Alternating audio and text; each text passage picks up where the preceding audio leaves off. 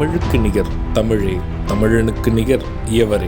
2 அடியில் நம்மால் எதுவும் செய்ய இயலாது என்று எண்ணும் மனிதனிடத்தில் 2 அடி குரலில் எதையும் நம்மால் செய்ய முடியும் என நம்பிக்கையை ஊக்குவித்தது திருக்குறள். வணக்கம் குழந்தைகளே. வணக்கம் பகலவன் ஐயா.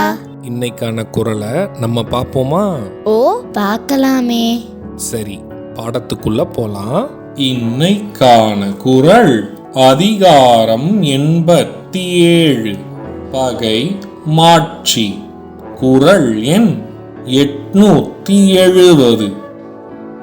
கல்லான் வெகுளம் சிறுபொருள் எஞ்ஞான்றும் ஒல்லானை ஒல்லாது ஒளி.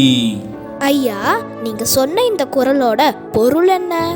இதுக்கான பொருள், அறிவில்லாதவனை பகைத்து சுலபமாக வெற்றி கொள்ள விரும்பாதவனை அல்லது வெற்றி கொள்ள தக்க வாய்ப்பை இழப்பவனை என்றைக்கும் புகழ் வந்து அடையாது.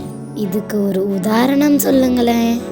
இதுக்கான உதாரணம், அறிவற்ற பகைவரை கூட எளிதில் எதிர்த்து வெற்றி கொள்ள முடியாதவருக்கு என்றுமே வெற்றிக்கான புகழ் வந்து சேராது. நான் சொன்னது உங்களுக்கு புரிஞ்சுதா தீரன், இலக்கியா? நல்லா புரிஞ்சுது ஐயா. இனி இந்த குறள் எங்களுக்கு மறக்கவே மறக்காது. சரி பசங்களா, நாளைக்கும் இதே மாதிரி சுவாரஸ்யமான குறளை பார்ப்போம்.